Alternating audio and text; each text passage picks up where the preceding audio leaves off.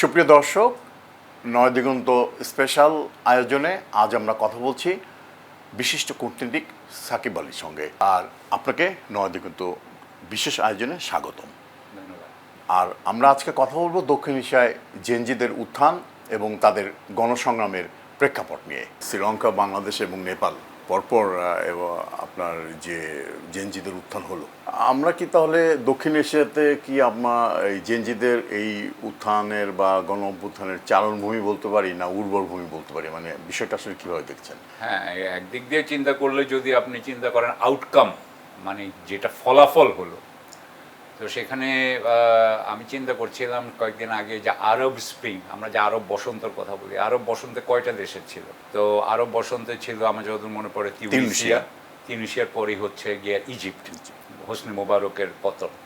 তো তাহলে এই দুটার পরিপ্রেক্ষিতে আমরা যদি এটাকে আরব বসন্ত বলি, তাহলে দক্ষিণ এশিয়ায় তো তিনটা হয়েছে, জি, শ্রীলঙ্কা এবং, তো তাহলে দক্ষিণ এশিয়ার বসন্তকে এটাকে বলা যায় কিনা? তো দক্ষিণ এশিয়ার বসন্ত আসলে অনেক আরব বসন্ত থেকেও বেশি দেশে হয়েছে। তো সেই হিসাবে অবশ্যই দক্ষিণ এশিয়ার এটাকে একটা আলাদা ভাবে দেখতে হবে বলে আমি মনে করি। তবে এগুলো কেন হলো সেটা আমাদেরকে আরও বেশি বিচার করার দরকার আছে এবং সেগুলোর ব্যাপারে আমরা আরও আলাপ করব। তবে হ্যাঁ, এটা একটা নিজস্ব একটা রূপ এটার আছে। এখানে একটা জিনিস বলতে হবে যে, যেমন ধরেন যদি আপনি আরব বসন্তের কথা ভাবেন, সেখানে কিন্তু প্রধানত ধরেন প্রথম মহাযুদ্ধর পর থেকে দ্বিতীয় মহাযুদ্ধ পর্যন্ত এটা ব্রিটিশের অধীনে ছিল, ব্রিটিশ এবং ফ্রেঞ্চ মেইনলি, ইটালিয়ান একটু একটু কম, বাট ব্রিটিশ এবং ফ্রেঞ্চ মেইনলি। কিন্তু তারপরে হয়েছে আমেরিকা, সুতরাং আমেরিকা থাকার পরে আরব বসন্ত হয়েছে। সেরকমভাবে দক্ষিণ এশিয়ায় আসলে সবচাইতে ক্ষমতা কে আপনার চর্চা করে, সেই হিসাবে হয়তো দেখা যাবে ভারত বেশি চর্চা করে। সুতরাং ভারতের যে পাওয়ার ডাইনামিক্স, বিশেষ করে আঞ্চলিক, সেটার সাথে আমাদের এখানকার যে এই যে অভ্যুত্থানগুলো হচ্ছে বা গণ অভ্যুত্থানগুলো, সেগুলোর সাথে তো অবশ্যই একটা সম্পর্ক আমরা আস্তে আস্তে বের করতে পারবো বলে আমরা মনে করি। একটা জিনিস দেখা যায় যে এই দেশগুলোতে আপনার গণতান্ত্রিক ব্যবস্থার থেকে অনেকটা কর্তৃত্ববাদী শাসন, এবং এই কর্তৃত্ববাদী শাসন অপেক্ষাকৃত মানে তরুণরা এটা কোনোভাবেই মেনে নিতে পারেনি এবং এইটা তাদের মধ্যে একটা দ্রোহের সৃষ্টি করেছে। তো এই যে দ্রোহের সৃষ্টি করলো এবং বলা হচ্ছে যে তারা একে অপর, মানে এই প্রত্যেকটা দেশের তরুণরা একে অপরের কাছ থেকে শিখেছে, যার জন্য এইভাবে ধারাবাহিকভাবে গণ অভ্যুত্থানটা ঘটছে। এটা একটা ভালো ব্যাখ্যা। প্রথমত হচ্ছে যে কর্তৃত্ববাদ দের বিরুদ্ধে যে বিপ্লবটা হলো বা কর্তৃত্ববাদকে সে মেনে নিতে পারছে না, বিষয়টা হচ্ছে যে এতদিন তো মানতে পেরেছে, অন্যান্য জেনারেশন মানতে পারলো, তাহলে এই জেনারেশন কেন মানতে পারলো না? এটা এক। দ্বিতীয় কথা হচ্ছে যে আপনি যেমন দেখেছেন, যেমন ধরেন চীনে যে ধরেন মানুষকে নিয়ন্ত্রণ করার ক্ষমতা তাদের অনেক বেশি, সেই নিয়ন্ত্রণ করার ক্ষমতা আমি মনে করি এই তিনটা দেশের মধ্যে আপনি যদি দেখেন, শ্রীলঙ্কা, বাংলাদেশ এবং নেপাল, তার মধ্যে আমার মনে হয় যে নিয়ন্ত্রণের ক্ষমতা সবচেয়ে বেশি ছিল বা সবচেয়ে কর্তৃত্বপরায়ণ ছিল বাংলাদেশ। আপনি যদি দেখেন মানুষের যে মৃত্যুর যে সংখ্যা, সেটা দিয়েও বোঝা যায়। তো সেই হিসাবে যে কর্তৃত্ব, এত বেশি কর্তৃত্বপরায়ণ শ্রীলঙ্কা হতে পারলো না কেন? বা নেপালে 20 জন হত্যার পরেই, 19 জন হত্যার পরেই কেন ফল করতে হলো, সেটাও কিন্তু আরেকটা বিষয় থেকে যায়। অর্থাৎ এগুলো কর্তৃত্বপরায়ণ একই সাথে আবার ভঙ্গুর। হ্যাঁ, অন্তত নেপালের ব্যাপারে দেখা যাচ্ছে, এবং শ্রীলঙ্কার ব্যাপারে একটু সময় লেগেছে, কিন্তু শ্রীলঙ্কার ব্যাপার অতটা ভঙ্গুর না, কিন্তু নেপালের ব্যাপারে সবচেয়ে ভঙ্গুর মনে হলো যে এই রেজিমটা। বিশেষ করে দেখেন, এটা কিন্তু সেই 2000 সালের সেই পরের থেকে, সেই রাজতন্ত্রর পতনের পর থেকে কিন্তু একটা লম্বা সময় এর কাটিয়েছে। তারপরেও দেখা গেল যে নেপালই হচ্ছে সবচেয়ে দুর্বল শাসনতন্ত্র, শাসন ব্যবস্থা। আপনি দেখেন এই তিনটি দেশের তরুণদের একটি মানে মূল বিষয়ের সাথে মিল আছে এই গণ অভ্যুত্থানের প্রেক্ষাপটের পূর্বাপর যদি দেখা যায়, সেটি দুর্নীতি। এমনকি সর্বশেষ যদি আপনি দেখেন, ইন্দোনেশিয়াতেও কিছুটা আপনার জেনজিদের উত্থান হয়েছে, ফিলিপাইনেও হয়েছে, এবং গতকাল পূর্ব তিমুরে এটা দেখা গিয়েছে। এবং পূর্ব তিমুরের গণপ্রতিনিধিরা দামি গাড়ি কিনছেন এটাকে ঠেকানোর জন্য, এবং মূল জিনিসটা কিন্তু ঘুরে ফিরে আপনি যদি শ্রীলঙ্কার দিকে তাকান যে ব্যাপক মুদ্রাস্ফীতি 50% বেশি হয়ে গিয়েছিল, তারপরে আপনার ধরেন মাইলের পর মাইল লম্বা জ্বালানি তেলের জন্য লাইন। ঠিক নেপালেও আপনার ধরেন ওই দুর্নীতির একটা, বাংলাদেশ তো আপনি দেখেছেন যে রাতের ভোট এবং নির্বাচনের নামে যে মানে একটা অগণতান্ত্রিক ব্যবস্থা এখানে চলে আসছে এবং দুর্নীতির ব্যাপক প্রসার, সব মানে এই তরুণদের মধ্যে কি প্রধান চালিকা শক্তি হিসেবে কি দুর্নীতি কাজ করেছে এই গণঅভ্যুত্থানের পেছনে? আমি আমি আপনাকে এটা বলবো যে দুর্নীতি, আমি দু একটা দেশে ছিলাম, তিনটা দেশেই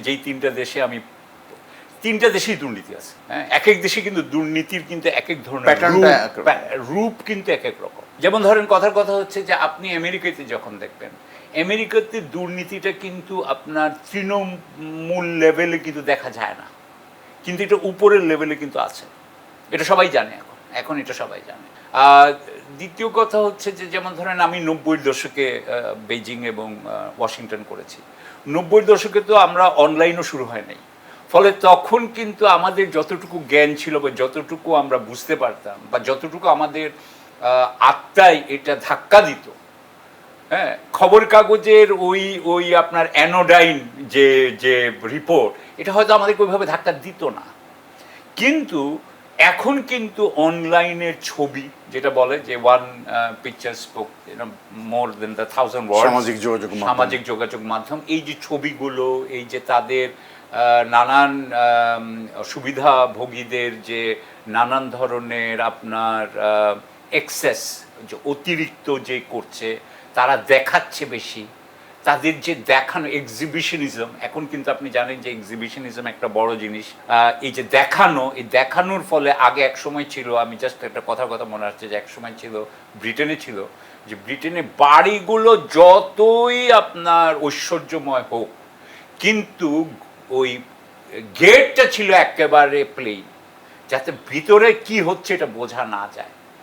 তো সেই জিনিসটাও কিন্তু অনেকটা চলে গেছে আমাদের এখানে। যে যখন শেখ হাসিনা সরকার ছিল, চরমভাবে তারা কিন্তু আপনার এক্সিবিশনিজম করেছে, তারা কিন্তু দেখিয়েছে যে তারা খালি করতে, মানে তারা যে অনেক দুর্নীতি করছে তাই না, তাদের যে অনেক টাকা পয়সা আছে তাই না, তারা কি ধরনের গাড়ি চড়তো, কিভাবে বিদেশ সফর করতো, সেটা এক জিনিস। দ্বিতীয় কথা হচ্ছে যে তারা যে সবার সাথে, দুর্নীতি বলতে আমরা বুঝাচ্ছি যে অন্যের যে আকাঙ্ক্ষা সেটাকে কিভাবে মিশিয়ে দেওয়া যায়, কিভাবে মিথ্যা কথা বলা যায়, এই সব কিছুই আসলে এখন আমাদের চোখে বেশি দেখা দিচ্ছে। আকাঙ্ক্ষা বলতে আপনি এটা তো গণ আকাঙ্ক্ষাই মিন করছেন? হ্যাঁ, গণ আকাঙ্ক্ষা, যে তাদের কর্মসংস্থান, তারা লেখাপড়া করে তাদের যে আকাঙ্ক্ষা পূরণ করতে পারবে। এবং একটা জিনিস দেখেন, শ্রীলঙ্কাতে এই যে গণঅভ্যুত্থান হওয়ার পরে কিন্তু তাদের শাসকরা খুব দ্রুত আপনার মূল্যস্ফীতিকে নিয়ন্ত্রণে আনতে পেরেছে এবং সার্বিকভাবে ক্রাইসিসটা নিয়ন্ত্রণে আসছে। সেই প্রেক্ষাপটে বাংলাদেশ নেপালের মানে ভবিষ্যৎটা কেমন, কি মনে করতেছেন যে গণঅভ্যুত্থান হয়ে যাওয়ার পরবর্তী যে যে মানে বাস্তবায়নযোগ্য যে রাজনৈতিক বন্দোবস্ত, এটা কেমন, কোন পর্যায়ে রয়েছে?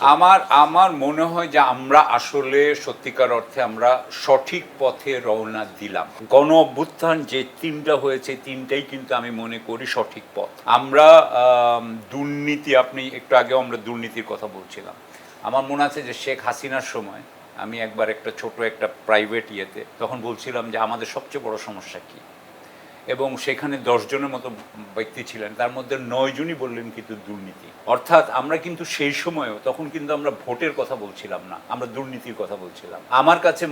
আমার মনে আছে যে আমি 2023 সালের জুন জুলাইয়ের দিকে একটা প্রোগ্রাম ছিল কনকসরের ওখানে একটা প্রোগ্রাম, সেই প্রোগ্রামে আমি বলেছিলাম যে আমাদের সমস্যা ভোটাধিকার না, আমাদের সমস্যা সার্বভৌমত্ব। অর্থাৎ আমাদের কিন্তু তখন যে দুর্নীতিগুলোই কিন্তু আসলে সবচেয়ে বড় হিসেবে দেখা দিচ্ছে। দুর্নীতি বলতে আমি খালি আর্থিক দুর্নীতি বুঝাচ্ছি না, দুর্নীতি বলতে আমি আপনার উপরে দমনপীড়ন যদি করা হয় সেটাও দুর্নীতি, আমি যদি এই দেশের সার্বভৌমত্ব আরেকটা দেশের কাছে বিক্রি করে দিই সেটাও দুর্নীতি। সুতরাং এই সমস্ত দুর্নীতিগুলোই কিন্তু আমাদের মানুষের, আমাদের তরুণদের এবং আমাদের জনগণেরই কিন্তু সামনে আসছিল। সুতরাং সেই হিসাবে আমরা ওই গণ অভ্যুত্থান করে ওই সরকারকে যে আমরা সরিয়ে দিয়েছি, আমরা যে উৎখাত করতে পেরেছি, সেই উৎখাতটা সঠিক। এই একই কথা প্রযোজ্য হবে নেপালের ব্যাপারে, একই কথা প্রযোজ্য হবে শ্রীলঙ্কার ব্যাপারে। শ্রীলঙ্কা অনেক ভাগ্যবান যে তাদের এই সরকার করতে পেরেছে, আমরা অতটা ভাগ্যবান না। আমাদের সরকার করতে পারে না। আমি মনে করি আমাদের সরকার দুর্নীতির বিরুদ্ধে যে অবস্থান নেওয়া উচিত ছিল সেটা নিতে পারেনি, আরও অনেক তার ব্যর্থতা আছে। তবে আমার মনে হয় যে আমরা এখান থেকে নড়ছি না, এটা আমাদের হয়তোবা আমাদেরকে একটু আমরা সুচারু পথে স্মুথলি মসৃণ পথে এই যাওয়াটা হবে না। তবে আমি মনে করি যে একবার যখন আমরা দুর্নীতি বিরোধিতায় আমাদের এটা প্রকাশ পেয়েছে, এটা একটা শক্তিতে রূপান্তরিত হয়েছে, আমাদের দেশের মানুষের এই শক্তিটাই আসলে আমাদের এই সরকারগুলোকে, আমি মনে করি বাংলাদেশের সরকারকে সঠিক পথে নিয়ে যাবে। এই সরকার যদি না হয় এর পরবর্তী সরকার যাবে, কিন্তু সরকারকে যেতেই হবে। কারণ জনগণ এখন আর ওই আগের যে বন্দোবস্ত ছিল, আগের যে বোঝাপড়া ছিল, সেই বোঝাপড়া মানতে আর রাজি না। সুতরাং আমি মনে করি যে আমরা হয়তো সময় লাগবে, কিন্তু আমরা ঠিক পথেই থাকবো। ছাত্র জনতা এই যে আপনার গণ অভ্যুত্থানের পেছনে যে সময়টা দিয়েছে, এবং অনেকে বলছেন যে ছাত্রদের তো মূল কাজ লেখাপড়া করা, তাদের ভবিষ্যৎ বিনির্মাণের জন্য নিজেদেরকে তৈরি করা, এইখানে অনেকটা ঘাটতি পড়েছে। আপনি কি মনে করেন যে তাদের আবার এই গণসচেতনতার পাশাপাশি নিজেদের লেখাপড়ায় আবারও মানে মনোযোগটা বৃদ্ধি করা? দুটোই, আমার কথা হচ্ছে দুটো কেন করা যাবে না, লেখাপড়া এবং চরিত্র গঠন। হ্যাঁ, লেখাপড়া, চরিত্র গঠন, সংগ্রাম, তিনটেই করা যায়। আমার যেটা সমস্যা, আমি যেটা এনসিপি ধরে, আমি একদম ডাইরেক্টলি বলি, আমার যেটা কষ্ট লেগেছে, আমি এটা বারবার বলেছি যে ডক্টর ইউনূস কিন্তু একজন গ্র্যান্ডফাদারের মতো বয়সের হিসাবে যদি আপনি দেখেন, যে উনি যদি উনার সাথে আপনি যদি আমাদের ছাত্র সমন্বয়কদের বয়সের তফাৎ দেখেন, তাহলে মনে হবে যে উনি গ্র্যান্ডফাদার। গ্র্যান্ডফাদার কিন্তু আমাদের কিন্তু একটু আদর করে, কিন্তু গ্র্যান্ডফাদার কিন্তু আমাদেরকে কিন্তু শিক্ষাও দেয়। গ্র্যান্ডফাদার কিন্তু আমাদেরকে বলেন যে তুমি কিন্তু দুর্নীতি করবে না, তুমি কিন্তু যেটা সত্যি মানে তোমার কাছে যেটা সহজ মনে হচ্ছে সেটা কিন্তু আসলে তোমাকে কঠিন পথে নিয়ে যাবে, কঠিন জায়গায় নিয়ে যাবে। আমার কাছে মনে হয়েছে যে এদেরকে ওই দুর্নীতির বা ধরেন রূপায়ণ টাওয়ারে অফিস, হ্যাঁ, এটা করাটা ঠিক হয় নাই। তাদের যেই চরিত্র নিয়ে তারা উঠছিল, সেই চরিত্র, সংগ্রামী চরিত্র নিয়ে তাদেরকে আরও উঠানো উচিত ছিল, এবং যেহেতু তারা উঠে নাই, এই জন্য সেগুলোর ফলাফল আমরা দেখতে পাচ্ছি।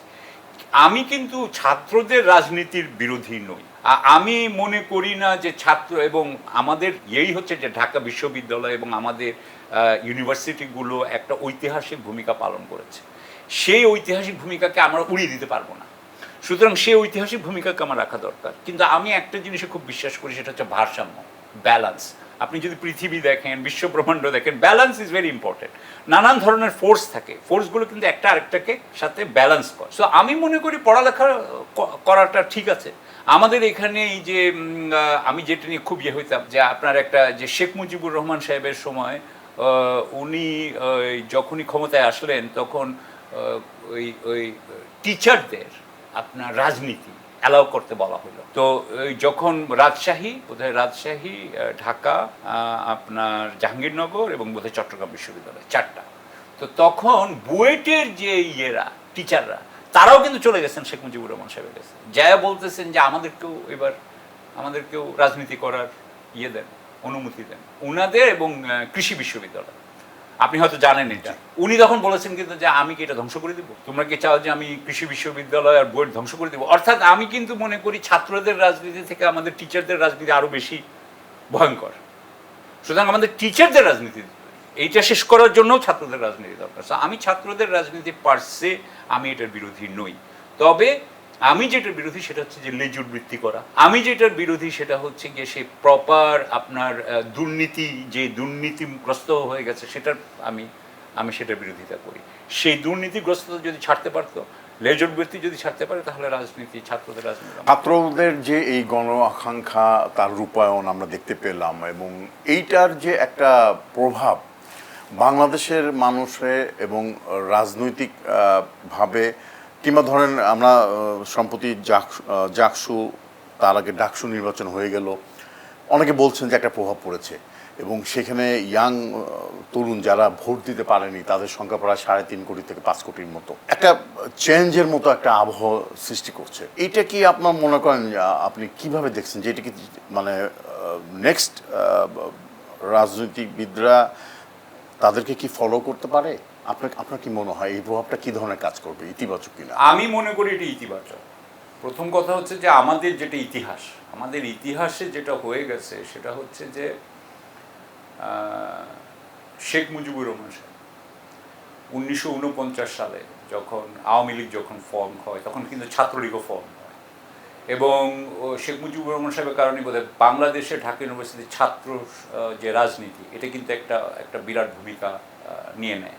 উনিও কিন্তু ছাত্র নেতা হিসেবেই বোধহয় 54 সরকারে উনি ওনার যে অন্তর্ভুক্তি হয়, এবং সেই জন্য উনি সবসময় বুঝতেন যে ছাত্র রাজনীতি অত্যন্ত গুরুত্বপূর্ণ বাংলাদেশের জন্য, গুরুত্বপূর্ণ। সেই হিসাবে আপনার আমাদের এই যে ছাত্র রাজনীতির যে রূপ আমরা দেখতে পাই সেটা কিন্তু আমরা প্রত্যাখ্যান করতে পারবো না, আমরা এটাকে করতে পারবো না।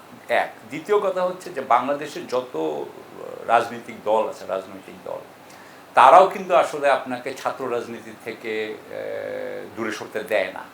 তারা চায় যে ক্যাম্পাসগুলো তাদের কন্ট্রোলে থাকুক। ক্যাম্পাসগুলো যদি তাদের কন্ট্রোলে না থাকে তাহলে যেই রাজনৈতিক যে সমস্যা মানে যেই শক্তি হয়ে দাঁড়ায় সেই শক্তি কিন্তু তাদেরকেও উৎখাত করতে পারে, যেটার একটা উদাহরণ কিন্তু আমরা 5ই আগস্টই দেখলাম। তো তার মানে হচ্ছে কি তাহলে এই যে কোনো দলের জন্য এটা একদিক দিয়ে একটা হুমকি, আর আরেক দিক দিয়ে একটা শক্তির কিন্তু আপনার একটা শক্তির সুযোগ বা সূত্র, একটা সোর্স।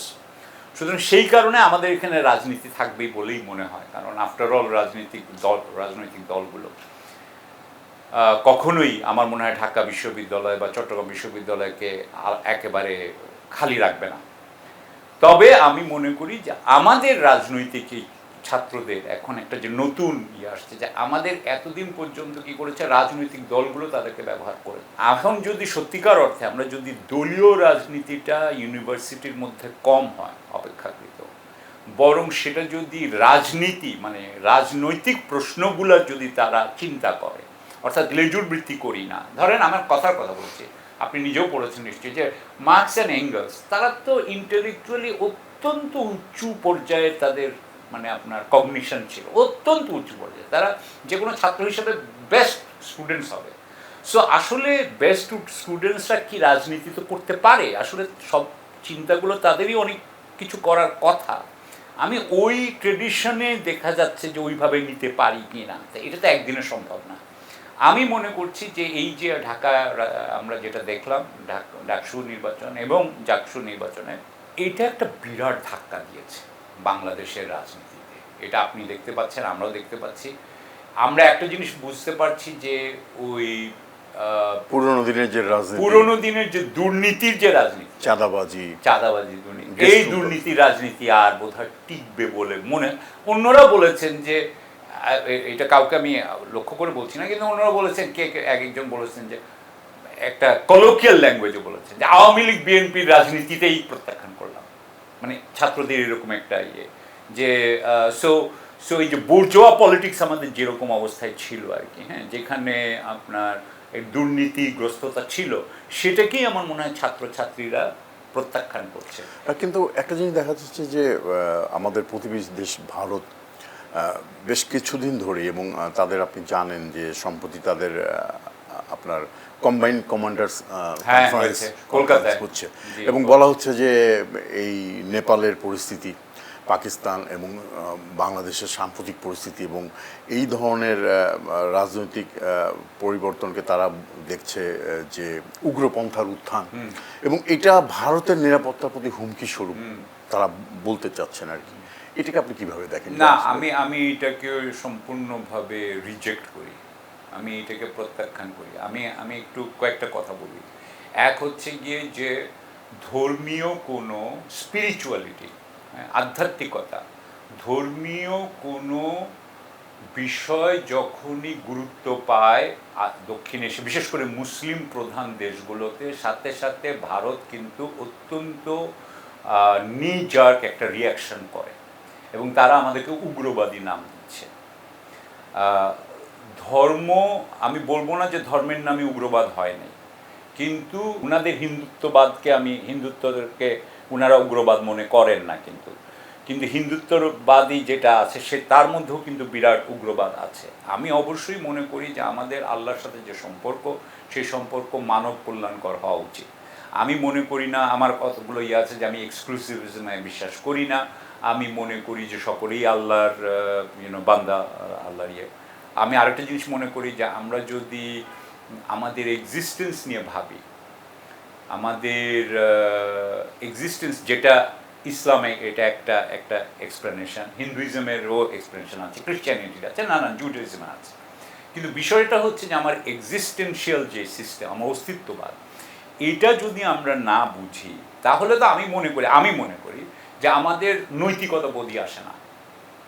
হ্যাঁ, এটা আমি মনে করি যে দুর্বলের মধ্যে দুর্বলতার মাধ্যমে নৈতিকতা বোধ, এটা আসলে নৈতিকতা বোধ নয়। আমি একটু ব্যাখ্যা করতে চাই। প্রথম কথা হচ্ছে যে আমরা কেন নৈতিক হব, আমরা নৈতিক হব কেন?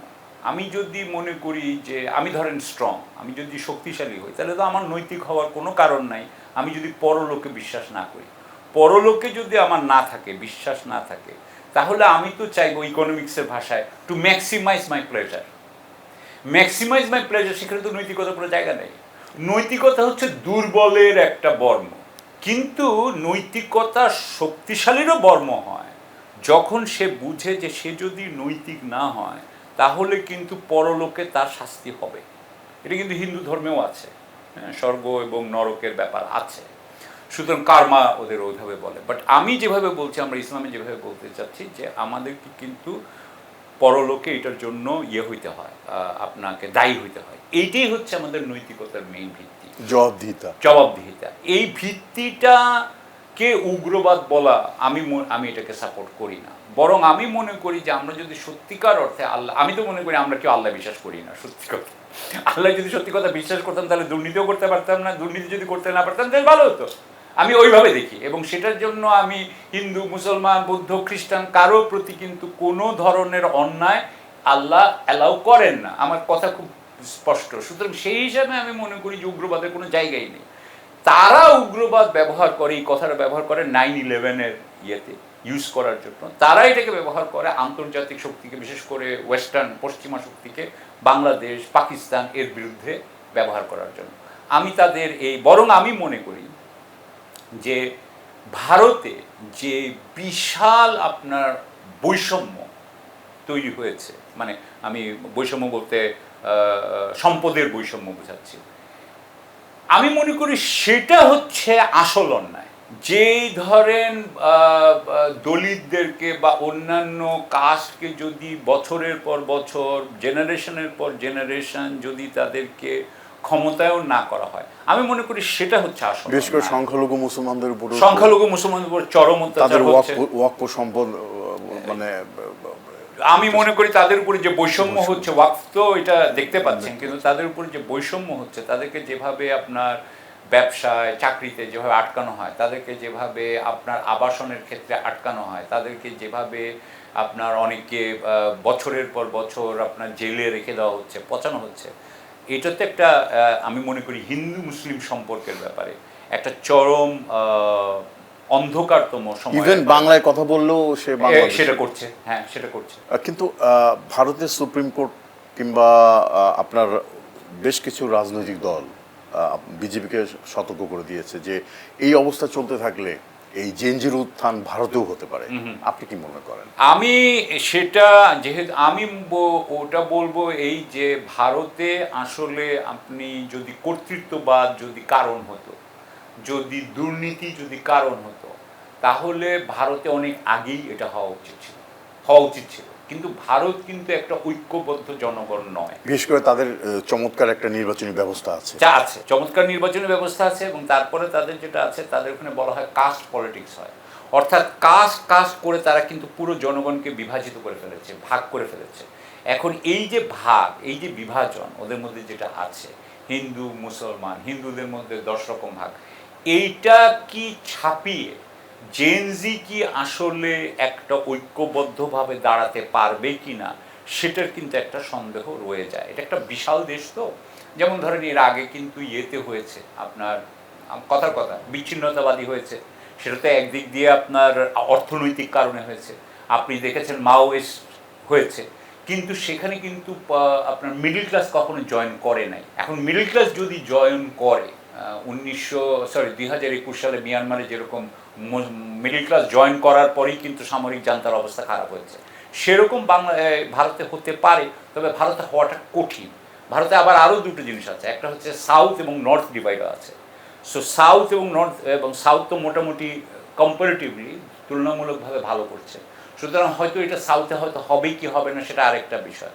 তাহলে খালি যদি নর্থে এটা হওয়াটা এখন পর্যন্ত আমরা কখনো দেখি নাই, তবে দেখি নাই দেখে যে হতে পারে না এমন কথা না, তবে কথা হতে পারে। আপনার এই জেনজির উত্থান তো ভারতের জন্য থ্রেটের কোনো কারণ নেই, মানে আমি প্রতিবেশী দেশগুলোতে বলছি যে ভারত বলছে যে প্রতিবেশী দেশগুলোর যে রাজনৈতিক পরিস্থিতির পরিবর্তন, সেইটা ভারতের নিরাপত্তার জন্য হুমকি হয়ে উঠছে। নট ডাইরেক্টলি না, পরোক্ষভাবে হতে পারে। ধরেন আমাদের যে ছাত্ররা যেভাবে কাজ করতে পারলো, সরকারকে যেভাবে চেঞ্জ করতে পারলো, নেপাল যেটা করতে পারলো, শ্রীলঙ্কা যেটা করতে পারলো, একসময় হয়তো ইউপির যদি বা বিহারের কথার কথা যে যদি ওই জেনজি ওখানে যারা আছে, যারা হয়তো অনেক বেকার সংখ্যা, তারা হয়তো মনে করতে পারে যে আমরা কেন পারবো না।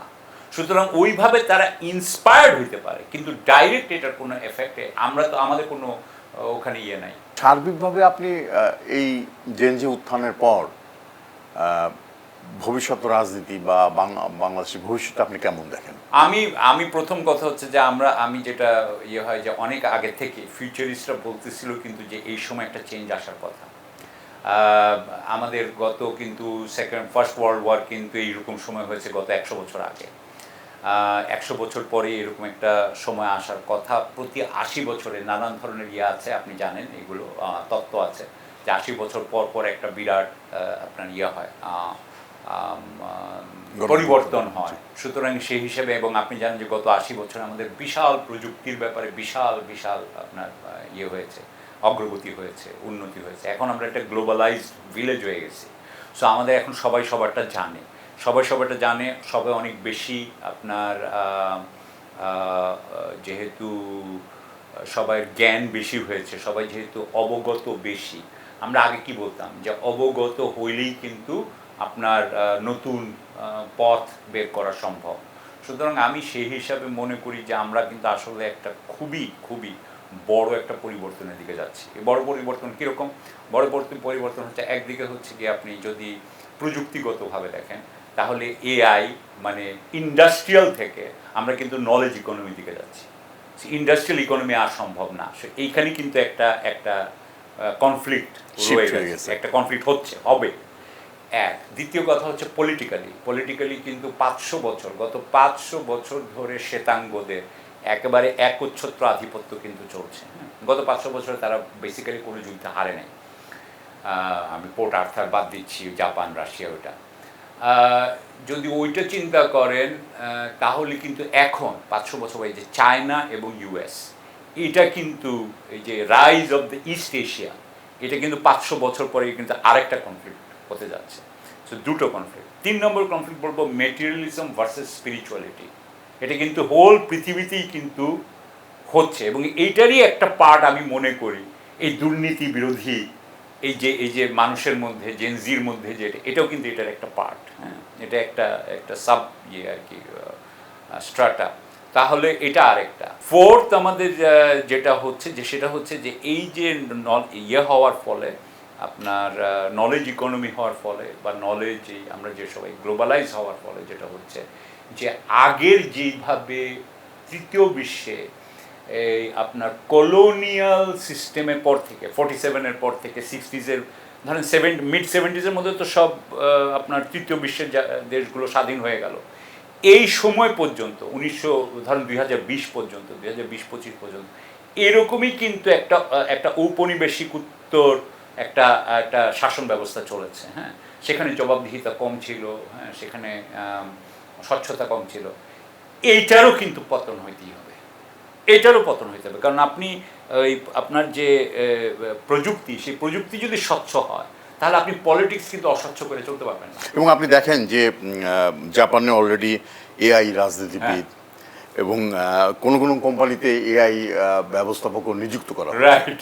এটা কিন্তু এই সার্বিক পরিস্থিতি বা গণ অভ্যুত্থান বা জেনজির অভ্যুত্থানের প্রেক্ষিতে রাজনৈতিক দলগুলো কি তাদের মানে পরিবর্তনের যে আভাসটা সেটা কি তারা পাচ্ছে এবং সেটাকে ভিত্তি করে কি তারা তাদের আগামী দিনের রাজনীতিকে আরো মানে জনগণের কাছে নিয়ে যেতে পারবে কিনা এরকম কোনো প্রস্তুতি আপনি দেখতে পাচ্ছেন?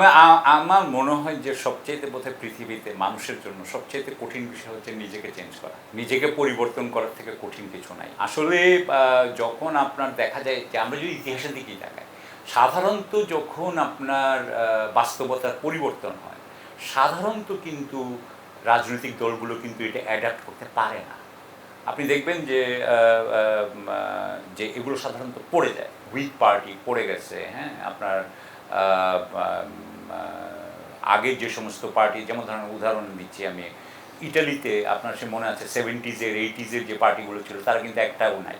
মানুষের মনোজগতে একটা বিরাট পরিবর্তন হয়, যে পরিবর্তনটা আসলে রাজনৈতিক দলগুলো নিতে পারে না, এবং সেই জন্য রাজনৈতিক দল সাধারণত, এবং এই জন্য রাজনৈতিক দলগুলোর পতন হয়, এবং পতন হওয়ার পরে নতুন রাজনৈতিক দল উঠে আসে। সেই নতুন রাজনৈতিক দল 100 বছর 150 বছর whatever, মানে প্রাকৃতিকভাবেই তো ভ্যাকুয়ামটা খালি থাকবে না, মানে কেউ না কেউ খালি থাকবে না।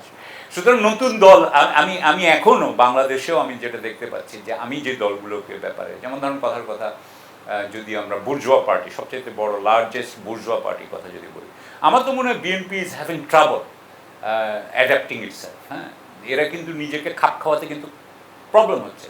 উনাদের একটা অর্থনীতি আছে, একটা মানে পলিটিক্যাল ইকোনমি আছে, পলিটিক্যাল ইকোনমিটাকে কীভাবে চেঞ্জ করবো ওনারা বুঝতে পারতেছেন না। কিন্তু জামাতের এই সমস্যা নেই, জামাতের political economy is not driven by corruption, but উনাদের ইকোনমি কিন্তু ইজ ড্রিভেন বাই করাপশন। সুতরাং উনারা এইটাই চেঞ্জ করতে পারছেন না। আপনি এই জন্যই দেখতে পাচ্ছেন যে ওই যে কি চাঁদাবাজি, দখলদারি, এই যে টেম্পো স্ট্যান্ড দখল, এটা কি, এটা আসলে সিমটম। তো এইভাবে আমি মনে করি যে সাধারণত আপনি একটা জিনিস দেখেন যে কংগ্রেস তো সেই 2014 থেকে ইয়েতে নেয়, কংগ্রেসে কি খুব একটা চেঞ্জ হয়েছে? আসলে কিন্তু হয় নাই। পার্টিগুলো নিজেকে চেঞ্জ করা খুবই খুবই কঠিন বলে আমি মনে করি। বরং যেটা হবে সেটা হচ্ছে যে একটা পড়ে যাবে আর একটা নতুন উঠবে।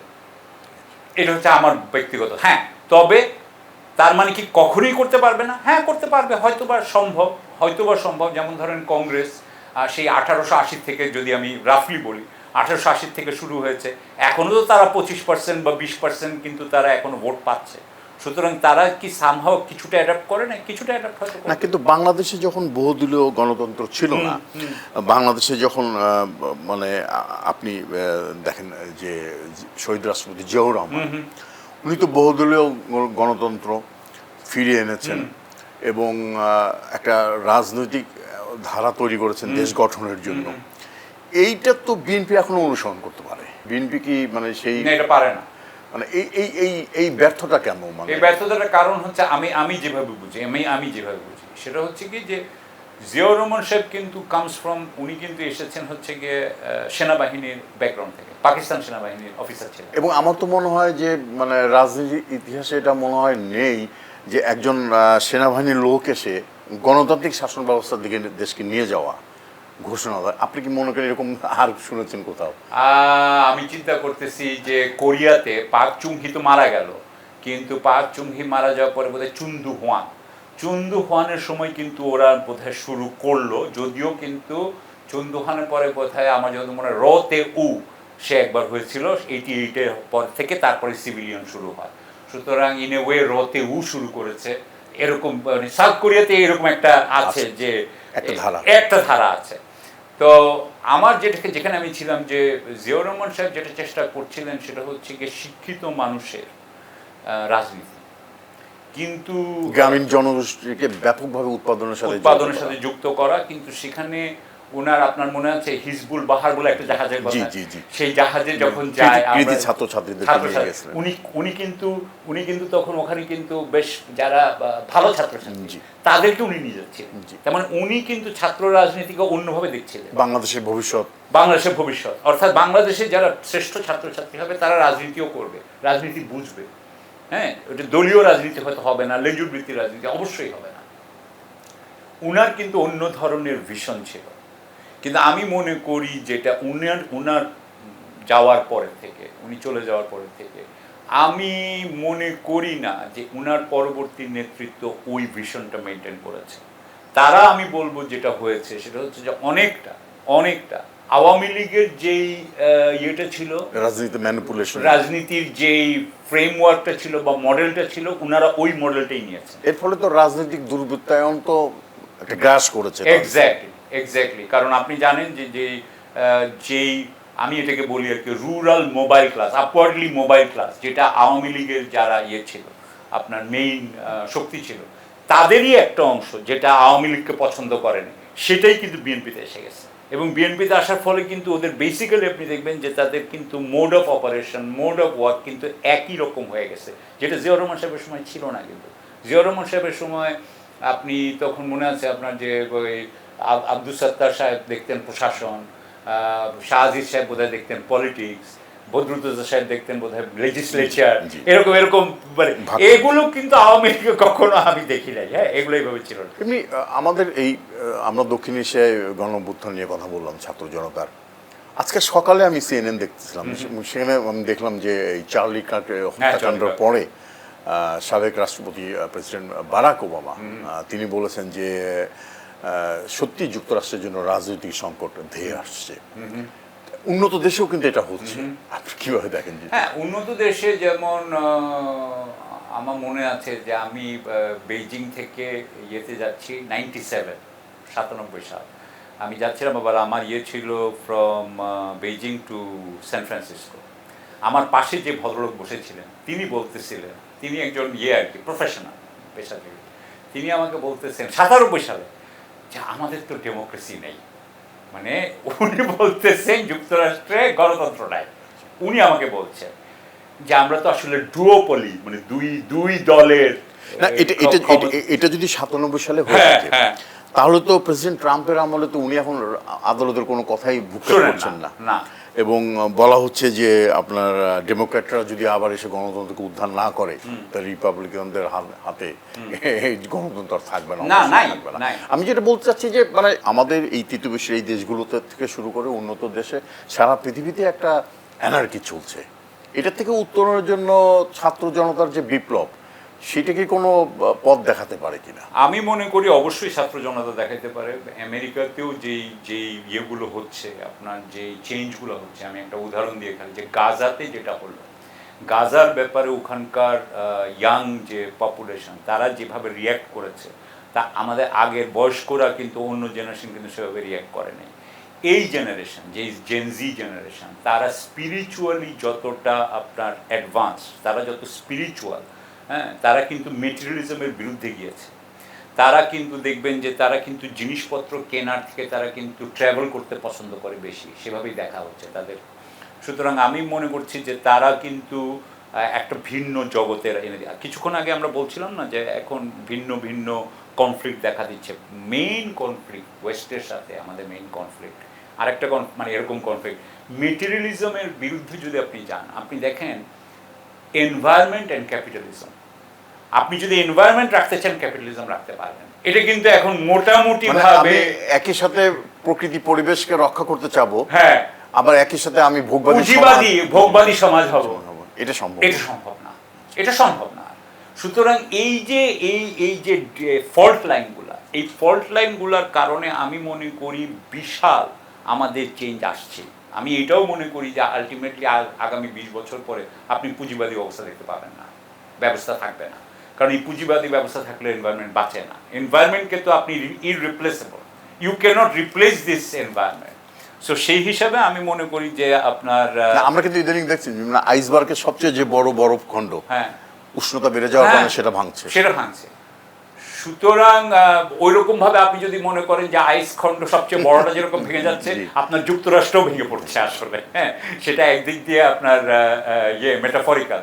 সুতরাং আমি মনে করি যে এইটা আমাদের বিশাল পরিবর্তন হতে যাচ্ছে তৃতীয় বিশ্ব দেশে এবং সার্বিকভাবে পৃথিবীতেও আপনি দেখলেন যে একটা পরিবর্তন আসছে। এই পরিবর্তনের প্রেক্ষিতে আমাদের এখানেও জেনজিদের উত্থান হয়ে গেল, প্রতিবেশী দেশগুলোতেও হচ্ছে। তাহলে সার্বিকভাবে আমাদের তরুণদের বা আমাদের জাতিগোষ্ঠী হিসেবে এগিয়ে যাওয়ার পথটা কি? এগিয়ে যাওয়ার পথ একটাই। এগিয়ে যাওয়ার পথ হচ্ছে কি, যে একটা জিনিস মনে রাখবেন যে আপনার আমরা যদি if there are two ways, যদি দুইটা পথ থাকে, একটা হচ্ছে কি আপনার দুর্নীতির পথ, আর একটা হচ্ছে নৈতিকতার পথ। যদি আমরা এটা তাহলে মনে রাখতে হবে যে দুর্নীতির পথে যারা আছে, তারা নৈতিকতার পথে যারা আছে তাদের পথ আটকাবে, এটাই স্বাভাবিক। এটাই আমি যদি মার্কসের ভাষায় করি, যে তাহলে হচ্ছে গিয়ে যে যারা মিনস অফ প্রোডাকশন ওন করে, যারা উৎপাদন ব্যবস্থা মালিক, তারা কখনোই দুর্নীতিগ্রস্ততা থেকে মানুষকে বের হতে দিবে না। সুতরাং আপনার তাদের পতন ছাড়া, এই সংগ্রাম ছাড়া, এটা হচ্ছে মার্কসের কথা, তাই না, এই রেভলিউশন ছাড়া এটা সম্ভব না।